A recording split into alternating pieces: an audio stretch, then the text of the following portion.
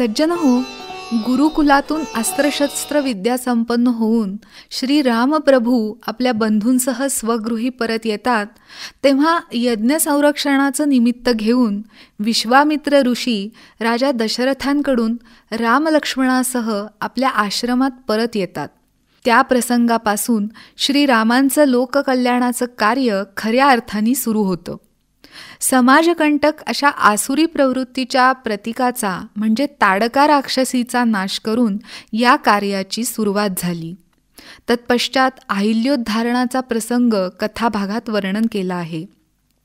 अहिल्या शिळा राघवे मुक्त केली, पदी लागता दिव्य होऊन गेली, जया वर्णिता सीणली वेदवाणी, नुपेक्षी कदा रामदासाभिमानी. हा मनोबोधातला या अनुषंगाने आलेला श्लोक भगवंताचा सगळ्यात मोठा गुण सांगतो की प्रभू श्रीराम हे त्यांच्या दासांचा, भक्तांचा अभिमान बाळगणारे भक्तवत्सल आहेत. कोणत्याही प्रसंगात आपल्या दासाची, भक्ताची उपेक्षा भगवंत म्हणजेच प्रभू श्रीराम करत नाहीत. याचा दाखला जणू गौतम ऋषींची पत्नी देवी अहिल्या यांच्या चरित्रावरून प्रत्ययाला येतो. महान ऋषीपत्नी असलेल्या अहिल्या मातेचा त्याग परिजनांकडून झाल्यानंतर केवळ श्रीरामनामाचाच आधार घेऊन मनामध्ये भगवंताचं अखंड नामस्मरण माता अहिल्या कित्येक वर्ष जणू काही एखाद्या दगडी शिलेप्रमाणे देहभान विसरून संपूर्ण जगाशी संबंध नसल्याप्रमाणे करीत राहिल्या. ही भावावस्था त्यांनी तोपर्यंत ढळू दिली नाही जोपर्यंत प्रभूसमोर प्रत्यक्ष प्रगट झाले नाही.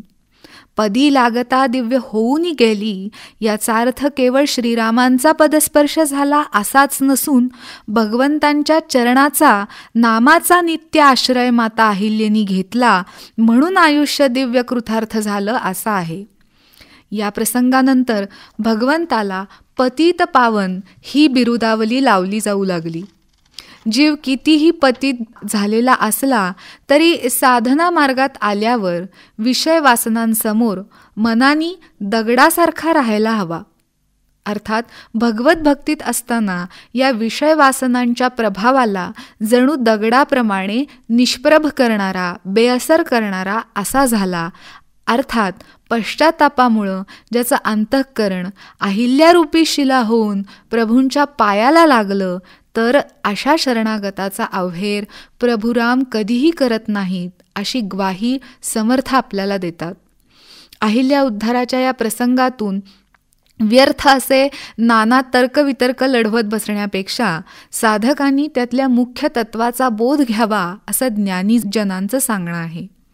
भगवंताच्या अनुग्रह प्रसादानी पवित्र झालेल्या माता अहिल्या म्हणतात, मुनी श्राप जो दीन्हा अति भल कीन्हा, परम अनुग्रह मैं माना. गौतम मुनींनी मला जो शाप दिला ते फार चांगलं केलं, जणू त्यांची माझ्यावर कृपाच झाली की त्यामुळं प्रभूंचा दिव्य साक्षात्कार मला झाला. श्रोते हो, खरे साधक अशा तऱ्हेनी संसाराच्या विपत्तींना, संकटांना, प्रतिकूल परिस्थितीलाच एक पायरी बनवून टाकतात. संतश्रेष्ठ तुकाराम महाराजांची महाजनीची पेढी जेव्हा बुडाली, आर्थिक दिवाळं निघालं, तेव्हा महाराज त्याही परिस्थितीत देवाला म्हणतात, बरे झाले देवा, दिवाळे निघाले, आता वित्तचिंताच राहिली नाही. तुझं नाम घेताना आता पैशाचं रक्षण कसं करू याची काळजीच नाही. आता नामस्मरणात कोणतंही विघ्न येणार नाही.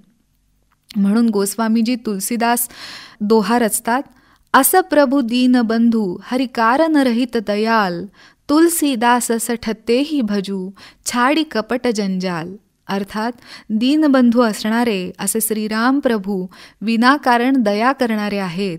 तेव्हा हे शठ मना, तू कपट जंजाळ सोडून त्यांचंच भजन नित्य कर.